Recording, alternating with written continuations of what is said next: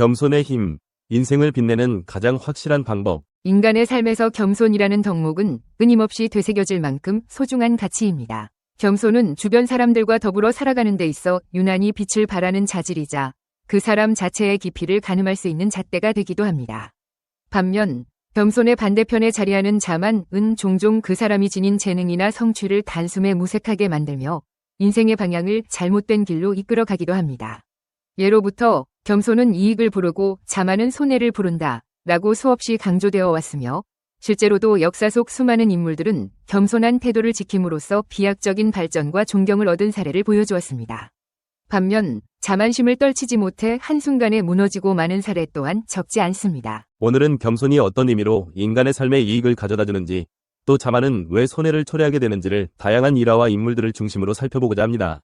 더 나아가 이러한 사례가 우리에게 던지는 교훈은 무엇인지, 그리고 실제 일상 속에서 우리는 어떠한 마음가짐과 태도로 겸손을 실천하며 자만을 경계해야 하는지를 깊이 생각해 보려고 합니다.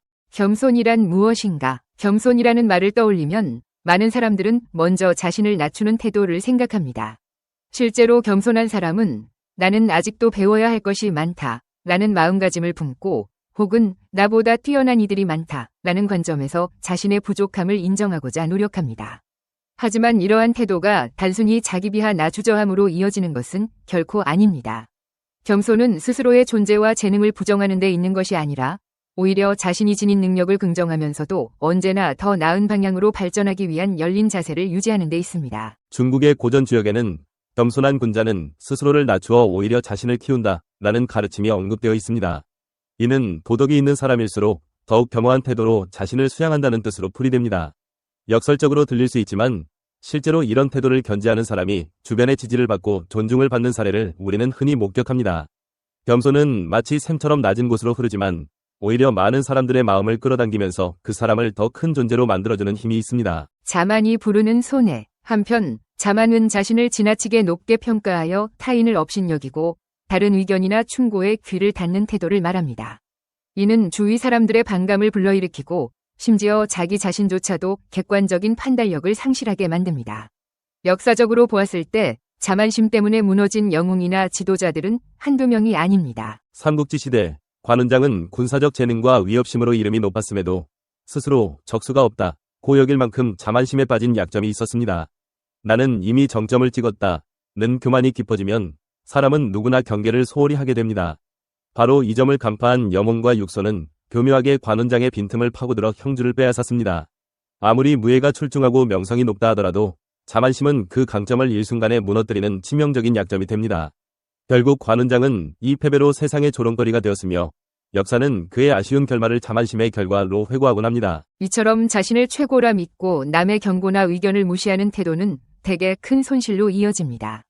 강점이 있더라도 그것이 마치 영원불변의 것인 양 과시하기 시작하면 반드시 빈틈이 생기기 마련이고 거기에 함정이 놓여지기 쉽습니다. 사람들은 본능적으로 자신에게 우월감을 투사해오는 이들을 경계하기 때문에 함께 협력하거나 조언해줄 기회를 제공하기를 꺼리게 됩니다. 결국 교만한 사람은 외면당하고 고립 속에서 스스로의 우물 안에 갇혀버릴 위험에 노출됩니다. 대업을 이룬 인물들의 겸손함, 역사의 긴 흐름을 살펴보면 겸손한 태도로 위대한 업적을 남긴 이들의 일화가 수없이 많습니다. 그 중에서도 눈에 띄는 예로 한나라의 조식을 들 수 있습니다. 뛰어난 문제로 유명했던 그는 자신이 쓴 글과 시의 결점을 지적해주는 이가 있으면 진심으로 고마워했다고 합니다. 한 글자만 고쳐주어도 상대방을 선생이라 부르며 예우를 갖추었으니 그 마음가짐이 어떠했는지 짐작할 수 있습니다. 그는 백성들의 삶에서조차 배울 점을 찾았다는 일화로도 유명합니다. 군영에서 부르는 노래도 지방 백성들의 구전 이야기도 귀중한 자료라는 식의 태도는 어떤 지식이나 인풋이라도 겸허히 받아들이는 유연한 자세를 보여줍니다. 이에 따라 그의 문학작품은 세련미와 대중성을 고루 지니면서도 스스로를 돌아보고 다듬는 과정을 통해 점점 완성도를 높여갔습니다. 만약 그가 내 재주는 누구도 범접할 수 없다는 자만심에 빠져 있었다면 그의 작품 세계는 한정된 틀 안에서 정체했을지도 모릅니다. 근대 중국의 대표적 지식인이자 사상가, 정치인이었던 양치차오 또한 겸손함을 통해 학문적 사상적 성취를 한층 높인 인물로 꼽힙니다. 양치차오는 정치 무대를 떠난 후 그를 지필하며 사회과학 분야 전반에 걸쳐 다양한 시도를 했는데 그의 친구 저우산퍼이는 조금의 머뭇거림도 없이 양치차오의 문장을 날카롭게 비판하기도 했습니다. 그러나 겸손함을 잃지 않았던 양치차오는 나의 문장 중 정말로 여러 번 읽을 가치를 지닌 글이 과연 몇 편이나 되느냐 라는 물음에 깊이 깨닫고 이후 더 많은 성찰과 노력을 기울였습니다.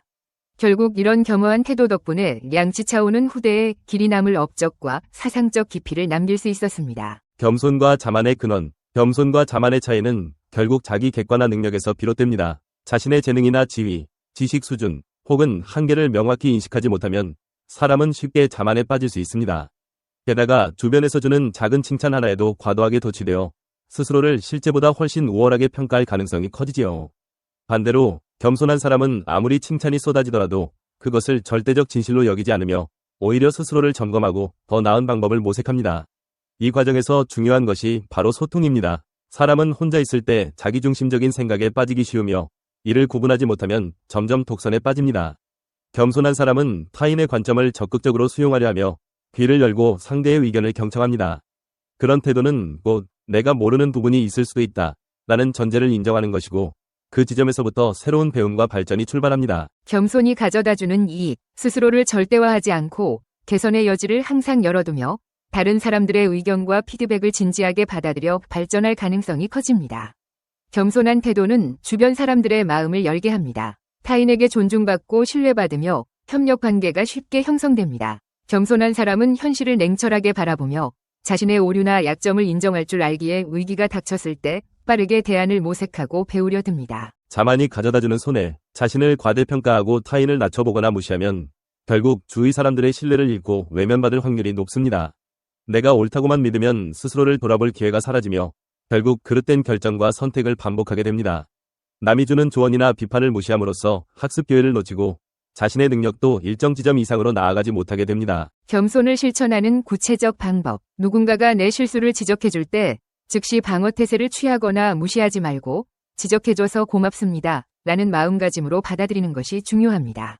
이는 내가 더 나아질 수 있는 발판입니다. 내가 아는 것은 모든 지식의 일부일 뿐 임을 상기하는 것만으로도 자만에 빠지는 것을 상당 부분 예방할 수 있습니다.